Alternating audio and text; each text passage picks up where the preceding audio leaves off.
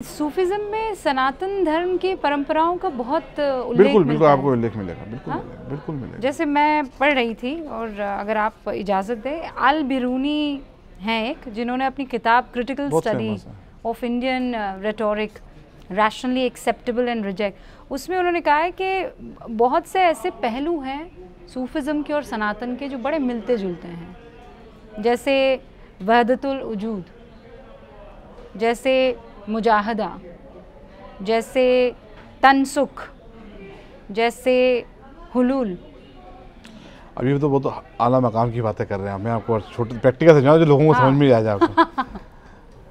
सनातन धर्म में हमारे फर्क, हमारे सिमिलैरिटी क्या है? वहाँ भजन होता है, हमारे यहाँ कव्वाली होती है। देखिए आम फैमिली समझाए ना, ये तो बहुत, ये तो अब मैं कभी किसी को लिटरेचर दूँ ना तो उसमें काम आएगा यूनिवर्सिटी में बोलने के लिए, ठीक है ना। अब दूसरी चीज़ हमारे यहाँ हम लोग बसंत मना रहे हैं, वो भी आ गया ना, सनातन धर्म का पंचमी जो होती है, वो अपने भगवान को खुश करना चाहते हैं, हमारे वलियों के आस्थाने पे जाते हैं हम लोग, ठीक है। ये हमारा रंग आ गया, ये है।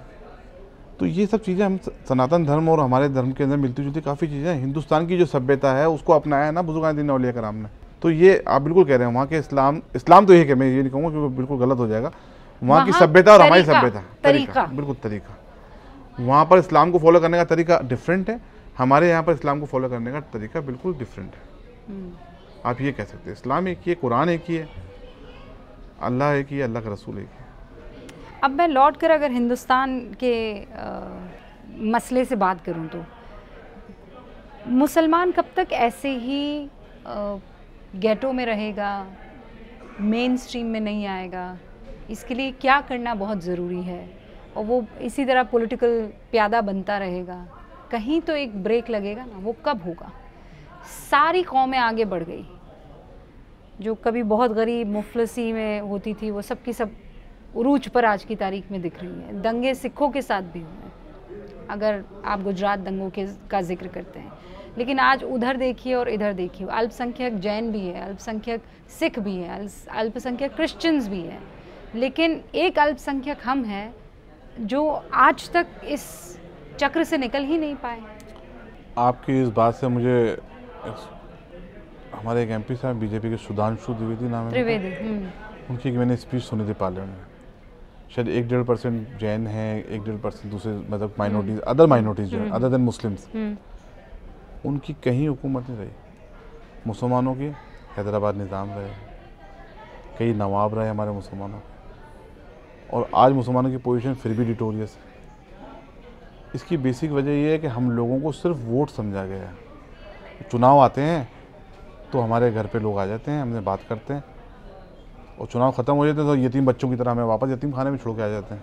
मतलब ये वाली बात है कि चुनाव का मौसम आएगा तो यतीम बच्चों को ले आओ, अच्छे अच्छे कपड़े बना के बैठाओ, भाई हम तुम्हारा ये अच्छा करेंगे, हम तुम्हारा वो करेंगे, ये पोजीशन बना रखी है हमारी। और जब चुनाव ख़त्म हो जाएंगे वापस इनको यतीम खाने भेज दो, हमारी तो पोजीशन वो बना रखी है। और हमको क्यों समझ नहीं आता है? हमको समझ में आएगा, आ रहा है, मुसलमानों को समझ में आ रहा है। देखिए मैं आपको बताता हूँ, कुछ थोड़ी बहुत वजह ये है, मैं बिल्कुल खुल के बोलूँगा, मैं किसी का पक्ष नहीं ले रहा हूँ, ना बात कर रहा हूँ। कुछ बयानात ऐसे आ जाते हैं मौजूदा हुकूमत की, कुछ हुकूमत की नहीं, पार्टी बीजेपी से या कुछ दूसरे लोगों से, वो ऐसा इम्पैक्ट करते समाज में, वो फिर वो उसको फिर वो लोग गेन कर लेते, जो एंटी क्या नाम है लोग हैं ना, बीजेपी या एंटी गवर्नमेंट जो लोग हैं, वो कि देखो साहब हुकूमत क्या कह रही है, देखो इनके ये मोदी साहब इनको रोकते क्यों नहीं है, फलाने साहब सरकार इनको रोकती क्यों नहीं है। उससे भी बचने की ज़रूरत है।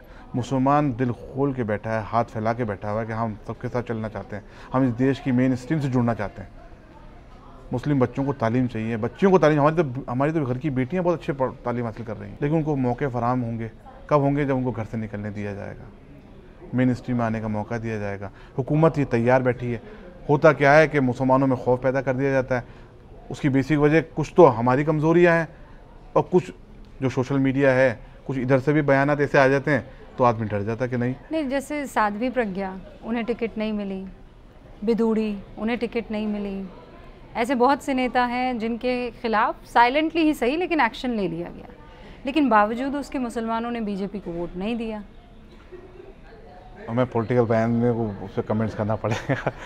कल मैं बैठा था, मुझे एक कोई एंकर के साथ कोई बैठे थे, कोई गेस्ट, उसमें उन्होंने पूछा कि साहब प्रधानमंत्री जी ने ऐसे बयान दिए थे। देखिए मैंने उसको उस वक्त जवाब नहीं दिया, जैसे मेरे से आप ही तो आपके शो में तो बैठे थे शायद कल हम, हाँ, ठीक है ना।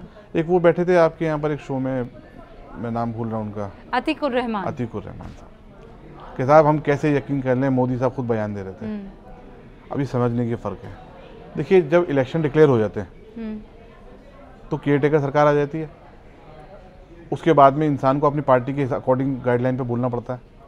इलेक्शन डिक्लेयर हो चुके थे, कोड ऑफ कंडक्ट लग चुका था, उस वक्त मोदी साहब बीजेपी के लीडर थे, ठीक है, उन्होंने केयरटेकर सरकार में प्राइम मिनिस्टर थे, तो उनको अपनी पार्टी की लाइन पे बोलना पड़ा।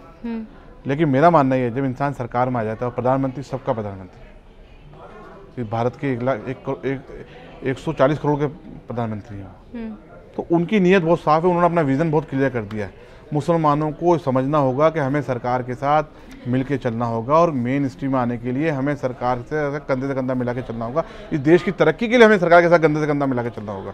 और जो मुसलमानों के रहनुमा है, देखिए पार्टी करें, बिल्कुल कांग्रेस में जिसको जाना कांग्रेस में जाए, बीजेपी में जिसको आना आए, कोई समाजवादी में जाना चाहता है उसमें जाए, हर पार्टी में जाने का आपको हक है, लेकिन अल्लाह के वास्ते कौम की तरक्की को मत रोकिए। इस मामले से